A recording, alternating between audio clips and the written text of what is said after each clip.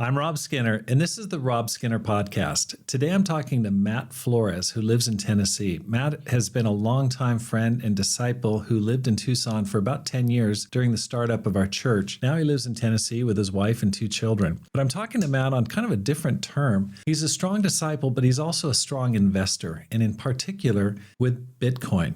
Matt's been an inspiration to me and a source of wisdom over the years in the investment realm, and especially with what's been happening recently in markets. It made me think, I want to talk to Matt and get some advice about what's been happening with the threat of inflation and increasing inflation and really the turbulence in the markets. I'd like to talk to him, and especially as many ministers are thinking about retirement and heading into the future, what's the best course of action? What's a wise course of action? So I look forward to talking to Matt Flores. So all this and more on the Rob Skinner Podcast.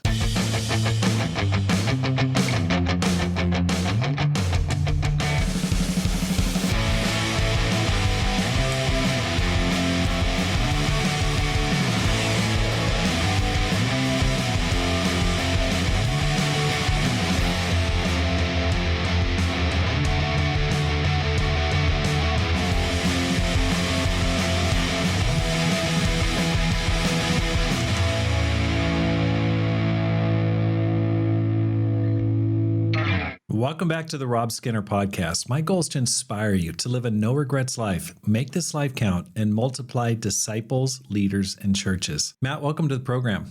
Rob, thanks for having me. I'm so excited to talk to you and just catch up. I know. I just wanted to say hi. You left this last fall, and it was a huge, huge hit to our church. I know you moved closer to your family, and so we'll probably cover that a little bit more. But why don't we start this way? How'd you become a Christian?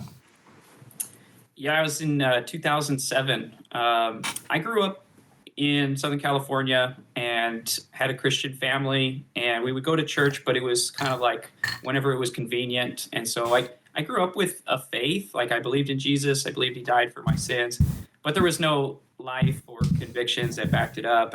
I was baptized as a baby. I was baptized again at 8 years old. And when they told me, like, you love Jesus, right? So let's baptize you. So again, it's like I had that faith, but there was no life to line up with it. And then it was my first year in college, and I just lived the sinful college life. Like, you name it, I did it. And I knew that there was something missing. I knew that God was real, and that the life that I was living was not the life that he called me to live and called me to be.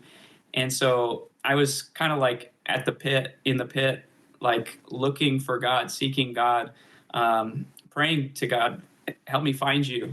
And I remember a prayer where I was on my knees in tears, like asking God to find me, because I wasn't bold enough to like just look for a church and go.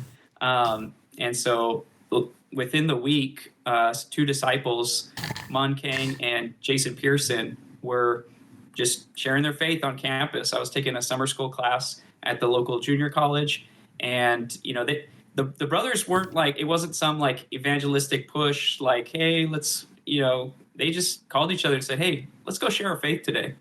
And first person they happened to meet was me. And, we were just chatting and talking about, like, it was the NBA finals. It was like LeBron James with the Cavs playing the Spurs back in 2007. And they said, hey, why don't you come out to a Bible discussion? And I was like, oh yeah, that sounds like fun. Not even realizing, like, after I walked away, I realized, like, wow, this is exactly what I prayed for. Wow. Like, I prayed for God to find me, and here these guys, like, just, reaching out. And then, so the next day I went to the Bible devotional, and from there studied the Bible. And like I said, I was desperate for God. Like, I was rock bottom, and I studied the Bible in 6 days and got baptized, the next week. And so it was a quick turnaround. But like I said, I was just like so ready to find God. You got baptized in a week? Yes. Wow. You were really open. Wow. Yeah.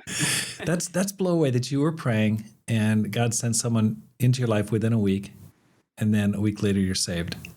Yep. I mean, that's like that's Bible stuff right there. That's like, Ethiopian eunuch style right there or something. That's pretty Yeah. awesome. They didn't have to work hard on me. God was already doing that well before. You had a soft heart. That's awesome. Yeah. Congratulations. Okay, so where have you been since that time? That's 2007. Can you just kind of Yep. give a overview of where things have gone? Yeah, so that was in 2007. I was in Orange County in the campus ministry. Loved it. We had a great campus ministry. A lot of the leaders in that group are like all over the U.S. at this point, doing great things for the kingdom. But yeah, I was there, served as an intern with the Orange County Church with the campus, and then went into the singles, and then moved to Tucson. I had a relationship with a sister that kind of drew me out here, and then it was the mission team that kept me out here because I was just, I came out here, I was checking it out as I was dating that sister, and I was like, wow, like this is right when Tucson was getting started in 2013, and you had things going, and I was like, this is awesome, I want to move here. And so God opened it up. I got a great job with a good company. I'm a civil engineer, and I was able to find a quality job and moved out there. And I was in Tucson for, I think it was like 11 years, serving with you and the other disciples there for a while. And just recently, this past August, my family and I, my wife and my two kids, we moved to Tennessee. I live in a small town outside of Chattanooga, and we moved here because I have family here. And in Arizona, we didn't have any family. The closest family we had was in Orange County, California, and then all of Rachel's family's out of the country as well. And so we thought long term, we wanted our kids to be around family. And we thought, hey, let's see if God has an opening. And, I've since advanced in my career, and I thought, like, it'll be pretty hard for me to find a job in Chattanooga because Chattanooga is a much smaller town than even Tucson is. And sure enough, there was not only a company, but like a position really close to my parents' house. I mean, it was just like God opened the door, and we were like, oh, maybe I'll start looking, and in like a year, something will open up. It was like within a week. Again, it's just like the theme with God and me, I guess. It's just this 1 week turnaround. But yeah, found a job, and we're like, all right, let's go for it. I accepted it, and we moved out here, and it's been great. Chattanooga Church is a great church. We got about 30 members, and it's been great just getting to know them, build relationships, and start to really build here in the small town I live in. Is called Ottawa. It's about 30 minutes outside of Chattanooga, so we got a Bible talk going, and yeah, we're chugging along. So I'm glad to be here. And there's like a branch of your company right there in the town where you're living. Yeah, like it's bizarre. The work that I do specifically, I'm a geotechnical engineer, and there's only, I think, 3 companies that do that work in all of Chattanooga. And one of them that had the job opening is around the corner from my parents' house. So I'm like, all right, I guess that's where I'm going to be. And so how far do you live from your parents? 6-minute drive. Oh boy, long drive. Around the corner. They must be just so thrilled to have your 2 beautiful kids there with them. Oh, big time. Okay. So you've got a really interesting courtship story. Can you tell me how you met Rachel?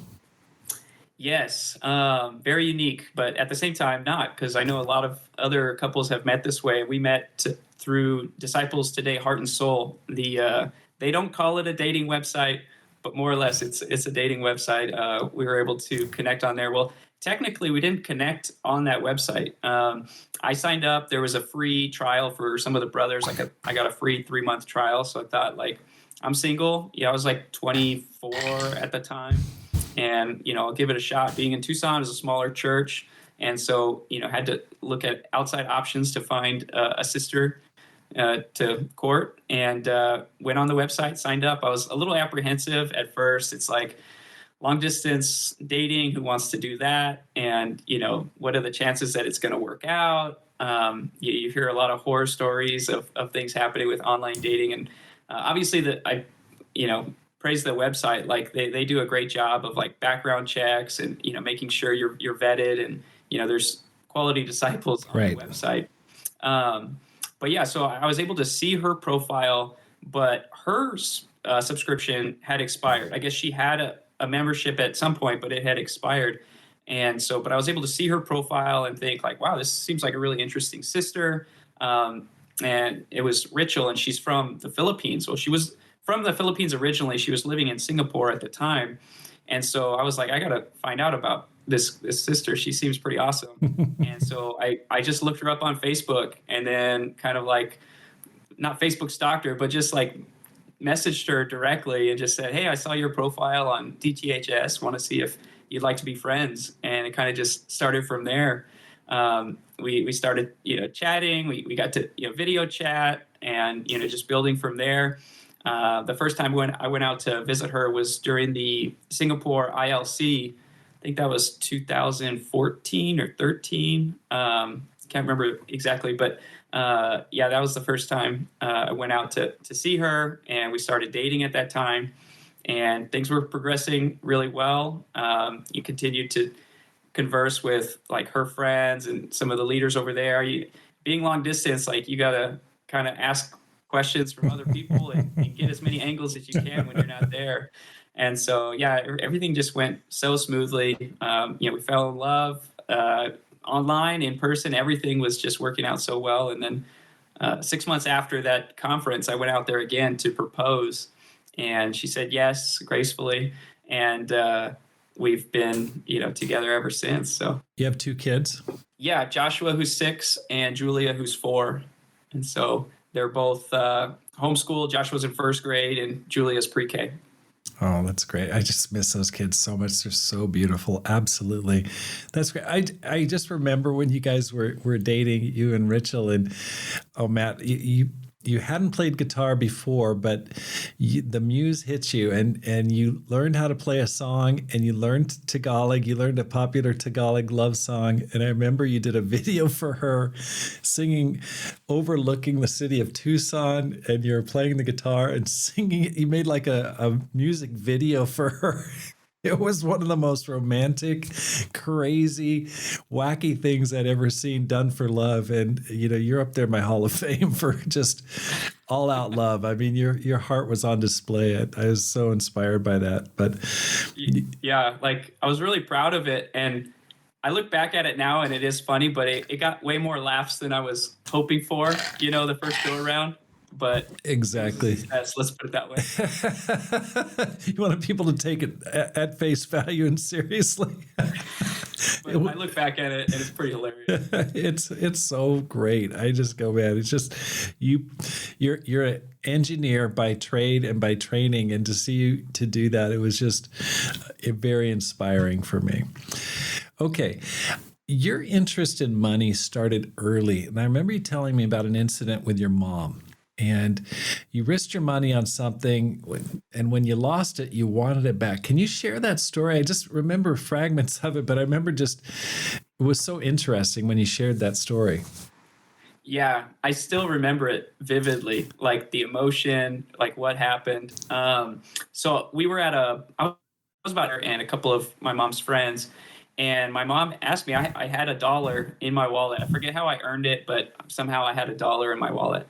And she said, do you want to play the lottery? It's like a Keno type game where every couple of minutes they draw the numbers, and you could win some money. I said, okay, sure.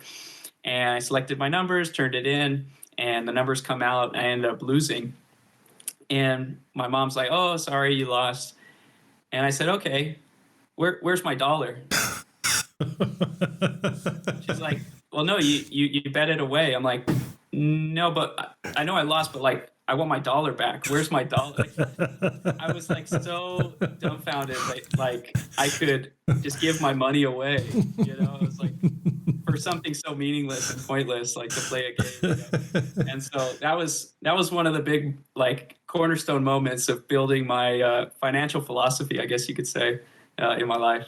Yeah, absolutely. Well, that's really one of the reasons why I want to talk to you. I really respect your financial philosophy, and I'm interested in talking to you today because of all the financial upheaval that's going on right now. Right now, it is the 10th of April.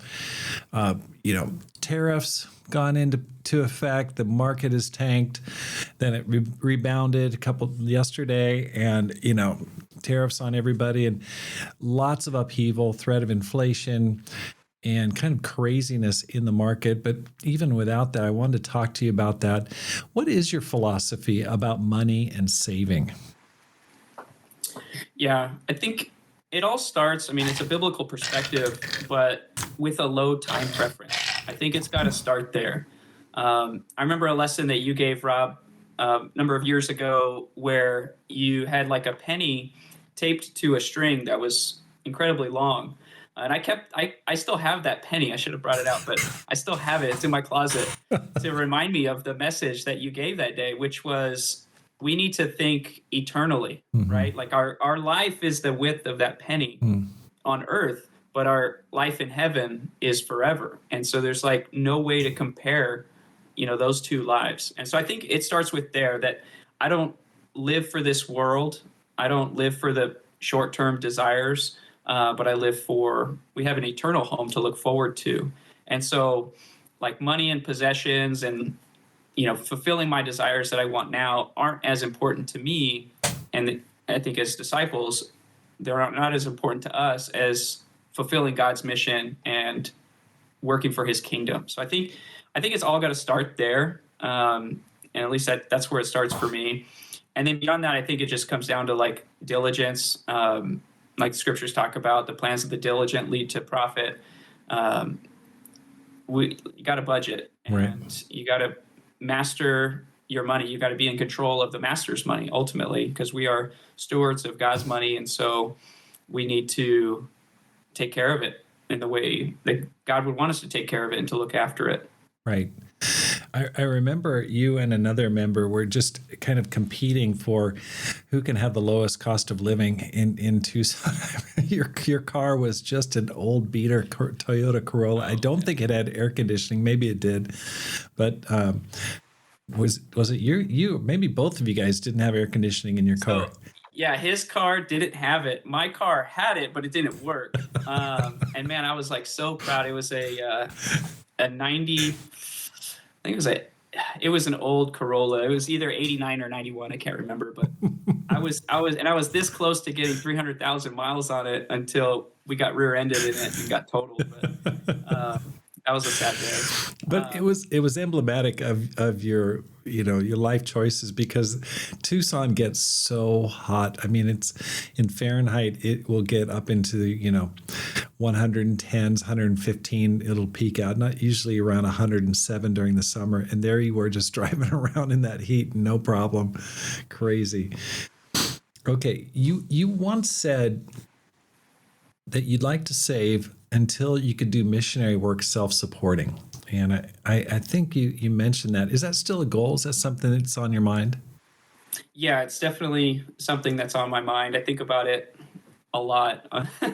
But one thing that I've really tried to focus on recently, because I think when I initially made that goal, the main goal was the financial freedom. I'll be honest. Like the main goal was I want to achieve, financial freedom. I want to retire early. I want to be able to, live life on my terms, which, on some levels are good, but at the sake of like postponing God's work, that's when it is not okay.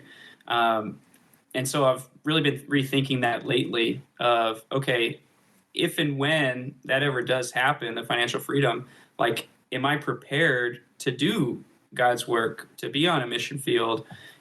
And so I got to ask myself the question, am I doing the work now? Despite not having the flexibility or that freedom financially to do it. And so that's something I've been really considering and working on recently in my walk, to make sure that I'm doing the work. I'm being a missionary right where I'm planted. Okay, so at that time, you really got into real estate. You were doing real estate when you first came to Tucson, and you were able to buy a house. And I think you were involved in a real estate syndicate. But then it seems like something changed. Can you talk a little bit about your strategies for achieving that financial independence and how it's changed over the years? Yeah, so I think it was around 2016, 2017. I was getting into real estate. I was studying up on that. I was involved in a community that was, doing the same thing, and we pooled together some funds. And yeah, we created a business. There's about 5 of us that came together and pooled our money together and bought real estate, and it was doing well for the few years that we had it. Unfortunately, one of the managing members passed away. And so we decided to just dissolve the company and kind of take our profits and go. By the time that happened, I was well on my Bitcoin journey, so to speak, and so I was transitioning investments into Bitcoin. But at that time, I was definitely seeing real estate as a great way to earn and grow my wealth over time. Having now studied Bitcoin, I have a very different opinion and view of that. Okay, so what got you interested initially in Bitcoin, and how'd you get into Bitcoin?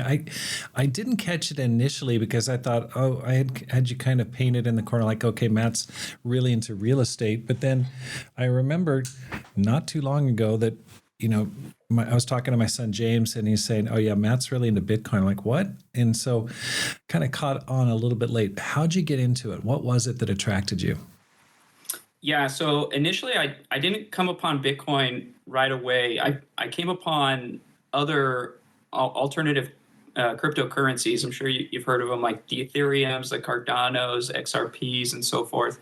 I was looking for outside returns. I was looking for ways to make money. And this is around 2021 when I was kind of digging into these different cryptocurrencies and finding out like, oh, wow, in 2017, some of these things like 10x'd in a matter of a year or something like that. And I was like, okay, well, let's dig into this a little bit more and see what I can do with it.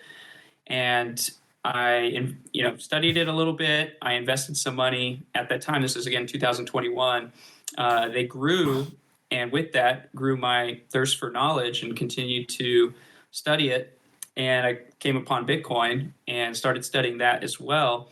And over the time, after studying Bitcoin, I came to the conclusion that I don't anymore invest in other cryptocurrencies. I separate Bitcoin from every other cryptocurrency out there. They're very different in the way are mined and the way that the network works and the system altogether. But yeah, then I transitioned into Bitcoin completely. Okay. From cryptocurrencies. Okay, so you got interested into it. I remember during that time, GameStop was really big, and you have kind of a funny story about that. GameStop was, they made a movie about it and about its just meteoric rise. Can you share a little bit about that story? Yeah, and I will purposely never watch that movie. And I'll explain why. So I forget the year when it took place, but the general timeline is I was into GameStop well before the craze, like well before the short squeeze and Hello Kitty and that whole like storyline came about. And I bought at a great price. I had put a couple $1,000 into it or something like that, and it 3x'd within a year. And I thought, wow, like this is a phenomenal return. I better get out, and collect these gains. And a couple of months later, I remember Felipe was living at my house at the. I came home. It skyrocketed to like $300 at that time. I okay, bought it one like second. $3. I blanked out there. 1 second. Can you share a little bit about a GameStop?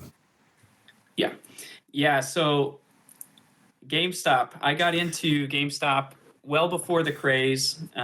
You're familiar with the big short squeeze and how it just skyrocketed within a matter of days. And I got in well before that. I bought in it was just a couple of dollars, and I put in a couple $1,000 and thought, okay, we'll see where this goes. And within a year, the price had tripled. And I was like, wow, this is the best return I've ever gotten. I'm beating like all of Wall Street, and I just picked this one random stock, and I felt so proud of myself. And, I walked away, threw my gains in the bank, and just like patted myself on the back, just like so proud of myself. And it was like a couple months later when the short squeeze took place. I remember vividly like reading the news and seeing what happened, how the price had like skyrocketed to $300. Felipe, your son-in-law, was living at my house at the time, and I remember coming home and talking to him about it, and I was just so depressed. I was so sad. I could have paid off my house. Like, it would have been phenomenal. And so when it comes to that GameStop movie, I'll never watch that movie because any like news about GameStop, I just get so hurt by the fact that I missed out on such an opportunity. But nobody could have seen But that you invested in it. You made a really good return, but then you pulled out right before the massive upturn. Yeah. Oh my gosh. Things are relative, aren't they? You know, you can do great, but then when you compare it to something, oh boy. Exactly. Okay. Exactly.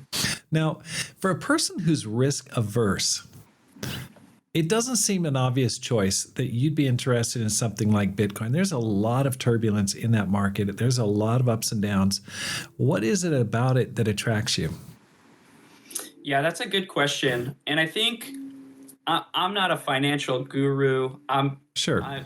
By any means, like, I'm not a financial advisor. Right. That's Like, right. I'm just a guy that reads books and interprets it for my own benefit, if you will.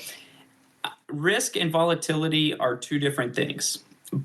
Bitcoin is volatile. It is very volatile. As a matter of fact, it's actually getting less. I know it's pretty crazy, but it's less volatile than it was in its infancy in 2009, the early years. But on the risk side, I actually view it as low risk compared to just about anything else available in the market. When you study out Bitcoin, when you understand Bitcoin, that it's not just a financial asset, you'll understand why it's a low risk and why it's important to own. Like the US dollar, for example, everybody's speculating on what's the Fed going to do. Where are interest rates going to go? Are they going to print more money? How is that going to affect markets, tariffs, all these things? That affects the dollar. And we have no control over that. There's a board of directors from the Fed, behind closed doors that decides what goes on with the US dollar. We have no say in that. Real estate, there's risk. Your tenants can, ruin the place. The local municipality can hike up taxes. They can change laws and make them more tenant friendly, not so landlord friendly. Stocks, CEO can get caught drinking and driving and the stock plummet. I mean, there's all these outside risks that equities, real estate, these different investments have that Bitcoin just doesn't have. There is no CEO to Bitcoin. It's an immutable, which means unchangeable ledger that's coordinated through a variety of nodes across the world that keep the Bitcoin protocol going and the miners that mine the Bitcoin. And so it's something that can't be changed. There's low risk in that sense. Now, is it volatile? Yes, the price will go up and down. It's like I don't know if you've seen, there's a meme that talks about the Bitcoin price, how it's crashed so many times, how it was once 30 cents and then it crashed to 6 cents. And then Bitcoin was $7 and then it crashed to $1. And then Bitcoin was $300 and then it crashed to $100. And then Bitcoin was $19,000 and then it crashed to $7,000. And then Bitcoin was $69,000 and then it crashed to $16,000. And then Bitcoin was $109,000 and then it crashed to $77,000. And so the joke is like, yeah, it crashes, but it just continues to rise. With adoption and when people understand that it's the hardest money out there, it can't be debased. There will never be more than 21 million. It's decentralized. It's verifiable. I mean, take the gold. Weren't they going to do a gold audit on the Fed? On Fort Knox, that's right. And I haven't seen or heard anything of that. But even if I did, I'm not sure how much of that I would believe. But right now, I can go online and I can audit Bitcoin live. You can't hide it. It's there all on the blockchain. And so, in my opinion, Bitcoin is just the superior asset, the lowest risk asset out there, better than the faith of the United States government. Okay, so that's really interesting. Recently, a brother in our church named Kip Schroeder lent me a book called The Bitcoin Standard, and I plowed through that. That was really interesting. And then I've been reading another book called understanding Bitcoin and other cryptocurrencies or something like that. So that was less interesting, but also, very informative. Just want to figure out, okay, how does this work? It's very interesting. Now, when you approach Bitcoin, are you looking at it as a currency, as an asset that's appreciating, or are you using it as simply a savings vehicle, an inflation hedge? Like when you look at it, what's your primary viewpoint of Bitcoin? Yeah, my primary viewpoint is of a store of value, a savings account. I don't see it as an investment. I don't use it as a currency per se. However, I know that there's other countries, maybe even our brothers and sisters around the world, that may prioritize it and use it as a currency because of the situation that they're in. But for me and where I'm at, a store of value is its greatest use case for me. Well, that was what was so interesting about the book. It just talked about how it's very popular in countries, especially where the currency is inflated or facing hyperinflation. And I thought, well, that makes a whole bunch of sense. That's really, really interesting. Yeah, I think as Americans, I mean, we possess the world reserve currency. We have the U.S. dollar, and so our currency debases the slowest, right? Because everybody else's currency is pegged to the dollar. And so whether it's like Zimbabwe or Turkey or Argentina, these places that have very high inflation, I mean, hyperinflation, their currency is getting devalued ridiculously fast. And so it's very important for them to be able to have some store of value that they can hold to. I mean, in here in America, we think like, oh, the Fed's just keeping us at 2%, like we're okay. We'll just, plug that into our equation and make sure that we earn more than that to keep up with inflation. But I don't necessarily believe that 2.4% or whatever they just came out with, because inflation is not the raise in prices. I know a lot of people think that that's what it is. Oh, it's the price of goods is inflating. That's inflation. Well, that's a symptom of inflation. And what inflation is they're inflating the currency. They're printing U.S. dollars.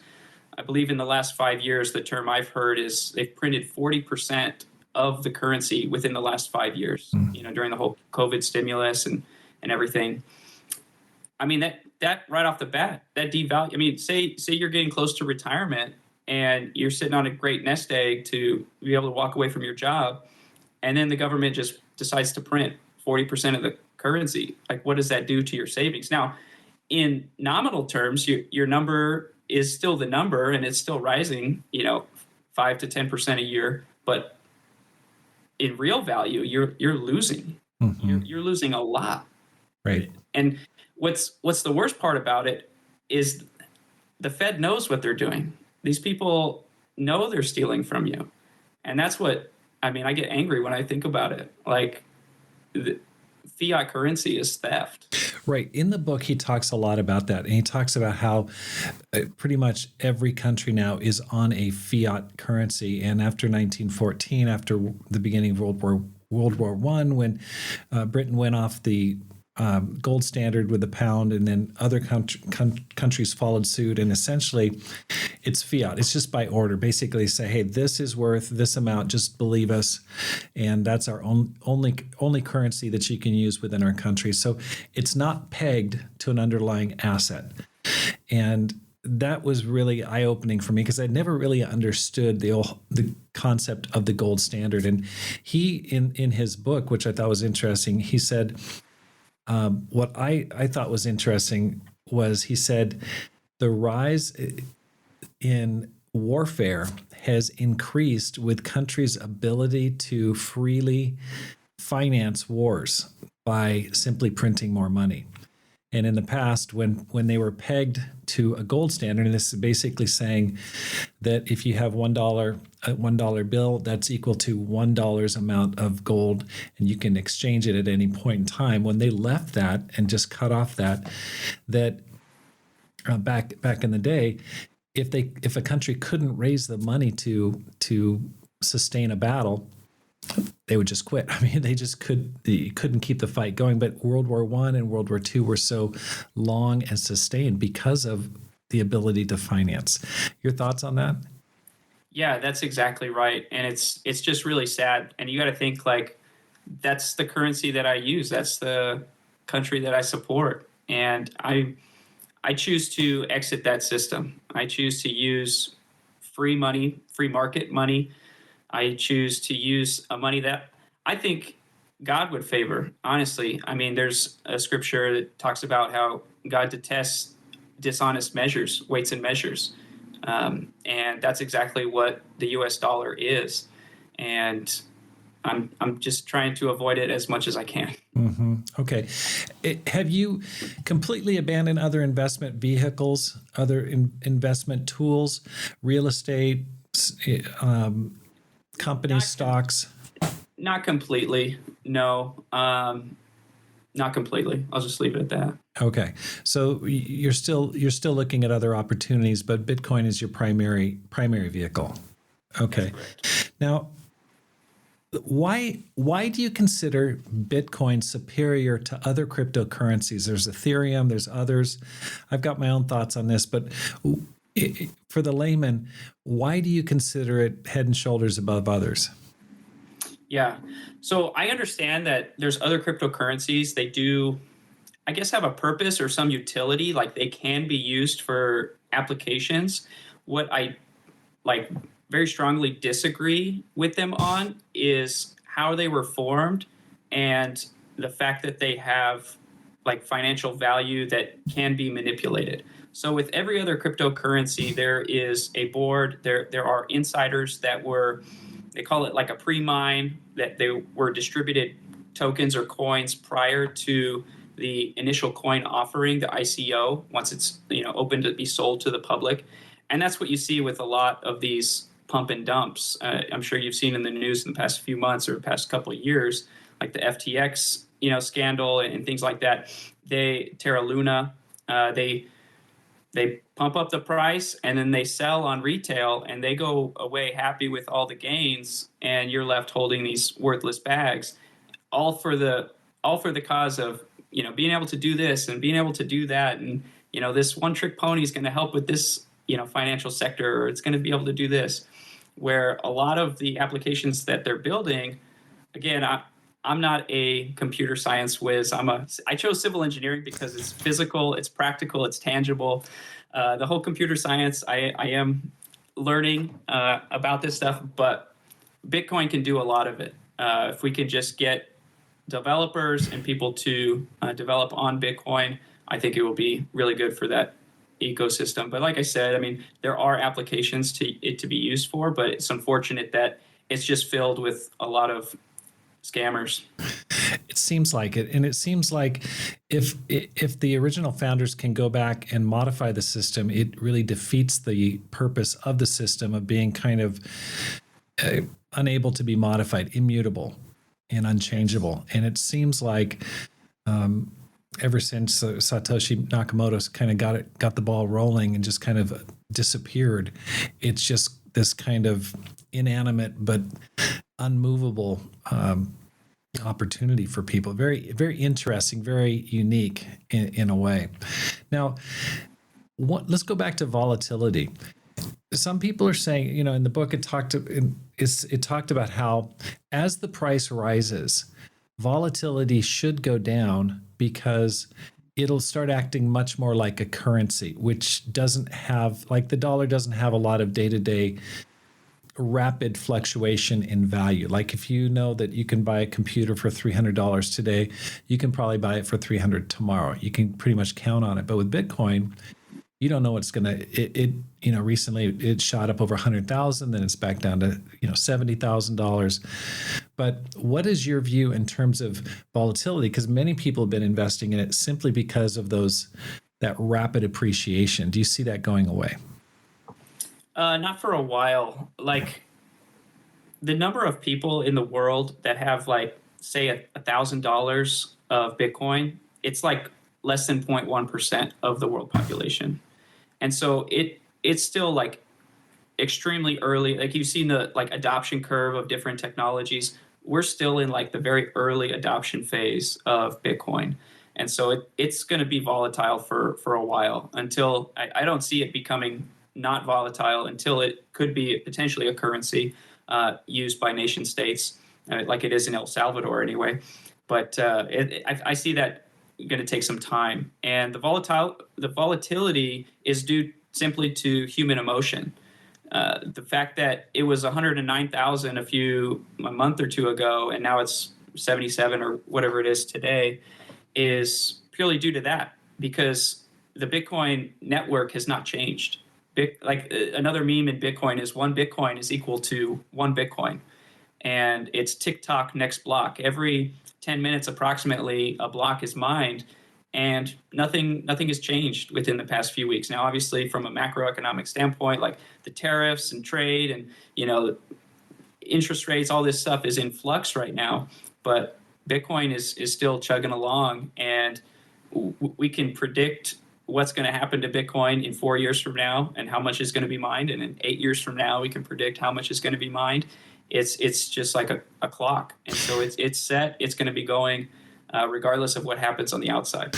I thought that was one of the most intriguing aspects. As I studied more about it, I thought this is really intriguing, because if it does achieve wider adoption, I mean, if it becomes like a global currency, like, let's say the British sterling pound back in late 1800s, something like that, then it would be a game changer. I mean, who knows how much it would be valued at that point. I mean, it would have to be, each one would be multi-millions. I can't imagine. So it's very interesting to me, thinking, okay, the upside potential seems very, very unlimited in a way, because it still has, even though I'm definitely a late adopter, just kind of getting interested at this point, it seems really interesting that there's a lot of room for growth, for adoption. Okay. Yeah. Go ahead. I will say, though, you're still extremely early. I know it feels like you're late because it's not 2016 and Bitcoin's not 33 cents and it's like, 80,000, and you seem like, oh, I missed the boat on Bitcoin. Try not to think like that. You're still extremely early. Like you said, I mean, say Bitcoin goes to $1 million, like 77,000. I mean, you're paying literally pennies on the dollar right now. It is extremely early. Mm-hmm. Have that perspective. Well, I think there's a lot of people who, it's made me think a lot about the instability in the financial system. And I go, okay, the US dollar and all just the turbulence that we're facing right now. What's your view as you look at kind of just what's happening in the world right now? What's that make you think about what's around the bend? What's a possibility? I'm not asking you to check your crystal ball, but what's been running through your mind over the past month or two? Okay, to be honest, I don't think about it too much. It doesn't affect me, which is great. Right? Especially from like a spiritual perspective, like I'm able to focus on my relationship with God, my family, where that's going, how that's going, and money. It's the whole like set it and forget it, because I understand what Bitcoin is. I have a faith of where it's going to go. I don't worry. And the past 2 months have been incredibly, they'll say bullish, like good news financially for Bitcoin, with the new administration that's come in, that's very pro Bitcoin. They established a strategic reserve. They're trying to find ways to acquire Bitcoin. I mean, we're talking about the United States government. It doesn't get any bigger than that. And so these little like ups and downs in the market, the tariffs or what's going to happen, the stock market crash, like none of that phases me. None of that bothers me. I don't even check the Bitcoin price anymore. I used to check it when I first got in. It was like every 5 minutes. Like I'm checking the price. Like, what is Ethereum at now? At this point, it just does not faze me, and it's such a great place to be in. And I believe it's great because it just makes my relationship with God that much better and easier, because I'm not worried about those things. Now, do I still have to work a job and provide for my family? I'm the sole income earner, and we don't have a lot because I'm the sole income earner. So like we're barely saving as it is. We're just making ends meet. So they're there. But from a long-term perspective, there's not fear, there's not worry, there's hope and conviction. Yeah, I mean, Matt, you're like the millionaire next door in the book written by Thomas Stanley back in the 90s. One of my favorite books ever, and he talks about how when you think about a millionaire, they're probably not the stereotype you're thinking of, wearing gold chains and driving around in a Lambo. And instead, they're probably the person living next door to you that you wouldn't realize driving a 97 Corolla with no air conditioning. You definitely fit that profile. Let's just kind of put some legs on this. For a person, what advice would you give to ministers and disciples who are thinking, you know what, I better start building a strategy? Okay. We don't talk a lot about it. I certainly don't talk a lot about this on my show much, but it's been, thinking about it. I'm getting a little bit older. Definitely retirement is on the horizon for sure. What advice would you give? And you, of course, I am not putting any responsibility on you. You're just a disciple and a friend whom I respect, to ministers and disciples who'd like to build a solid financial base for their lives. Yeah, I think, you brought up the inflation topic earlier. Inflation is affecting our churches big time. It's sad. It's hard. It's reality, unfortunately. And what can we do as church leaders, as board members, as disciples in the church when prices are going up? And for the church, like, how can we combat that? It's either through increasing tithes and offerings. Hopefully, people are still giving sacrificially and helping, God's mission. Or we can reduce expenses. Maybe that means cutting staff. Maybe that means not having certain resources for outreach. Or maybe that means just reducing the quality of the services that we have. And asking members to give more when they're experiencing that same inflation in their lives it's a lose-lose scenario.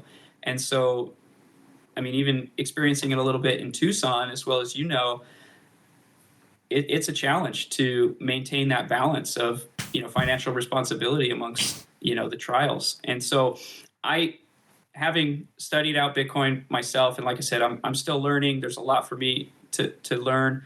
I would encourage people to start there. Start with the Bitcoin Standard. It's a great book. There's other great books, especially there's even like there's so many Bitcoin books out there nowadays. There's even like spiritual Bitcoin books or Bible-backed Bitcoin books. One I've read is called Thank God for Bitcoin. There's others called The Gospel According to Bitcoin and so forth. There's a lot of different podcasts and other people out there putting out content on Bitcoin. I don't encourage people to buy Bitcoin, because what happens when Bitcoin goes up 20%, you're like, all right, great, I made some money, I'll sell. Or Bitcoin just went down 30%, like, let me get out of this thing. I encourage people to study Bitcoin.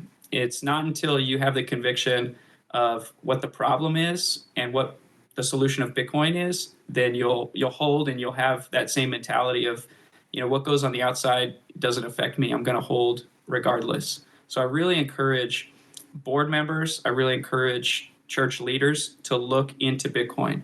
And I know I'm not the authority on this topic, and I'm just little old me, consider myself a pleb in the Bitcoin community. And I just really encourage them. And there's a lot smarter people than me that can run circles around me. I really encourage them to take a look at Bitcoin. It's really impressive, even just talking to you about it, Rob, because I remember having this conversation maybe a year and a half ago about Bitcoin. And I was really impressed. Like, when I asked you, Rob, can I give in Bitcoin? You were like open to it. You didn't say, oh, like, no, let's not do that. You're like, yeah, let's give it a try. And just the fact that you were like open to it, I knew like the other times I had talked to you about Bitcoin, you kind of just like listen and just, okay, took it in. And even just talking to you now, it's pretty clear that you have a deeper understanding of it. You've looked into it. You've read books on it. You're seeking more knowledge on it. That's what I encourage and call all disciples, all ministers, all church boards to do is to take a look at it. How do you think it could benefit the church? Just the universal church. Yeah, well, I think first it can just help individuals. Kind of just speaking from the United States perspective, times are challenging, and I'm sure there's a lot of people going through challenging times right now, and probably even going to be more challenging as times move forward. I really encourage them to study out Bitcoin, to learn it, to have a conviction on it, and to begin investing in it and see like what it could do for their lives. And look at the problem. I mean, the problem is the inflation. The problem is the theft, and to remove yourself from it. Yeah, it's definitely, I'm really interested because, seeing what's happened like in Argentina. Okay, Argentina was hyperinflation, and the president there, although he's very controversial, has been able to get inflation back down to like 2% per month, which is just, it was at 25% a month. And I mean, it's just a massive, massive issue. And I think it could be one that's far greater. And I think especially with the tariffs, it's definitely caught my eyes like, okay, we could have massive inflation, and who knows what can happen. Anything could happen. We can't see the future. There's a black swan that we're facing here in the future. And so it's definitely something I better start paying attention to this. I think this is really important. How would a person get involved with Bitcoin? Let's say you first saying you got to study it. I totally agree. I think that's 100%. But how would a person get involved with Bitcoin if they wanted to? There's a lot of different ways. How would they get into it with wisdom? Not just like, oh, I'm just going to go down and just blow all my money on Bitcoin and then lose it, and then just be mad at Yeah, that's why I really emphasize, like, I try not to encourage people to buy Bitcoin directly. I mean, there are better ways to buy it, certain websites to use and not use and things like that. The good ones like Swan or River, I like those because they're Bitcoin only. They don't sell other cryptocurrencies. But you just kind of harping on the point again and again, but to study it out, because that's where you're going to build the conviction. That's where you're going to learn about it. You're going to learn that it's more than just a financial asset. Like what's behind it? It's real world energy. It's a real cost to make Bitcoin, unlike the US dollar or some of these other cryptocurrencies that are just printed out of thin air. Actual real world energy is used to mine Bitcoin. Beyond that, there's Bitcoin podcasts all over. You can go to YouTube or Spotify or Apple, and the Bitcoin podcast is a great one that I listen to pretty regularly. You can listen to anything on Michael Saylor. If you're familiar with Michael Saylor, he was the former CEO of MicroStrategy. He just now simply serves on the board as kind of their Bitcoin spokesperson and strategist. But he has taken his company, which is kind of a small time, a couple $100 million a year revenue. I mean, small in terms of like Microsoft and Google and stuff like that. But he's taken his company and made it a strictly Bitcoin company because he's discovered, he wrote the foreword of the Bitcoin standard, and he's taken his company and made it pretty much exclusively a Bitcoin company. And he encourages the same thing for individuals. He encourages the same thing for families, for churches, for businesses, for countries. He encourages everybody to adopt that Bitcoin standard in their life because of its immutable, decentralized, hard cap money. Right. It just has a lot of attractive features. Now, I'm not invested in Bitcoin. I'm just got to say that up front. I'm in the study period. I'm in the, I want to read about it. I want to learn more about it. But I think it is interesting. I like the fact that it's immutable. The system can't be changed. It's peer to peer. There's no central bank involved. And that's really good.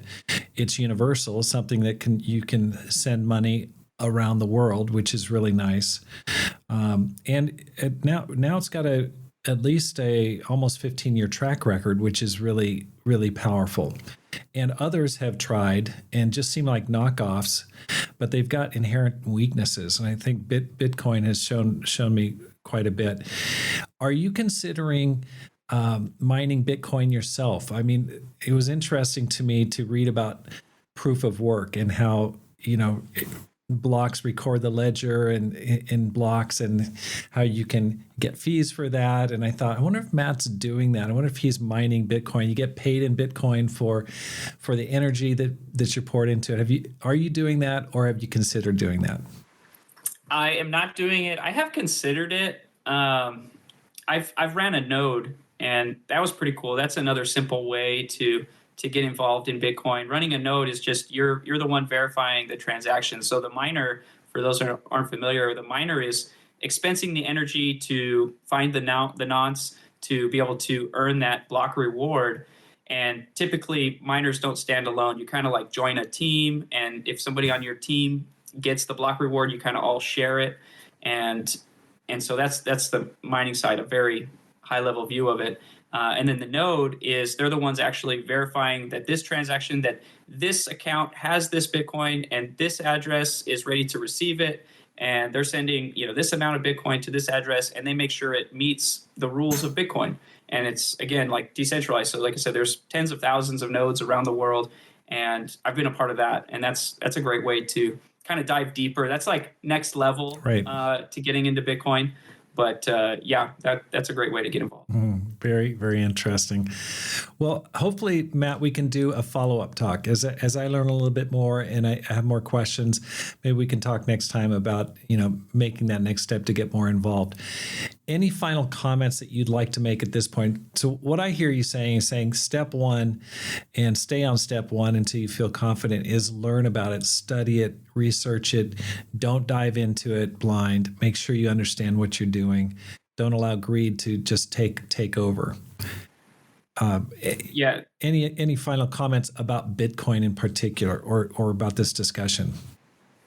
No, I mean, just kind of what I said. There's great forums on X, on Twitter. There's meetups probably near you. I was able to find a nice meetup here in Chattanooga. I see them like once a month and kind of discuss what's going on in Bitcoin and learn, because there's more people far more advanced, again, like I said, than I am that I can learn from. And it'd be great if wherever you guys, your listeners are, that potentially they can find something like that. And if not, feel free to email me if they want to reach out and they have questions, and I can either point them in the right way or maybe help them in their Bitcoin journey as well. I'd be more than happy to do that. That's great. Can you give your email, Matt? And yes, I'll also include it in the show notes as well. Great. I still use my Tucson Church of Christ email, so that's Matt, MATT, at TucsonChurchofChrist.org. Matt at TucsonChurchofChrist.org. Okay, terrific. Going back to what advice would you give to a person who wants to make this life count? Yeah. And I think like from today's topic, I kind of want to like answer that with one, you got to have the eternal perspective. I think that's the most important, right? Because God's the one that measures. He's the one that's counting our life of like, what did we do? When we get to heaven and he looks back at our life, it's like, okay, this is where we're really held account for our life.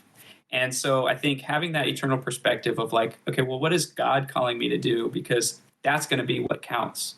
And so really focusing on that eternal perspective. And then the other side of that is doing the work. And like I said, that's one thing that I've been learning and trying to implement a lot more recently, especially coming to Tennessee. Like it's a transition period in my life. I get to look back and reflect like, okay, yeah, I spent those 9 years in Orange County as a disciple. Then I spent 11 years in Tucson. Like, what went well? Like what were the challenging times I went through? How did they go? And what do I foresee here in Tennessee in the next kind of step and stage of my life? And I think through the good time, like I've had times where our Bible talk is just cranking, we're baptizing, we're studying, people are, overcoming sin. It's just like totally fruitful. And then other times when it's like discouraging, times are challenging, friendships, relationships are broken, it's just hard. It's really tough. Yeah. And I look back and I think like I see the times that I continued to do the will of God,